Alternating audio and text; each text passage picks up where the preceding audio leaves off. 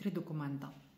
Перший документ – це ви перевіряєте свій стаж, який врахований при обчисленні вашої пенсії.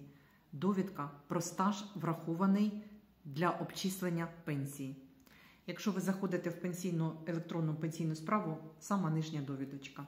Вони йдуть в такому хронологічному порядку. Другий документ – це заробітна плата. Довідка про заробітну плату, яка врахована при обчисленні вашої пенсії.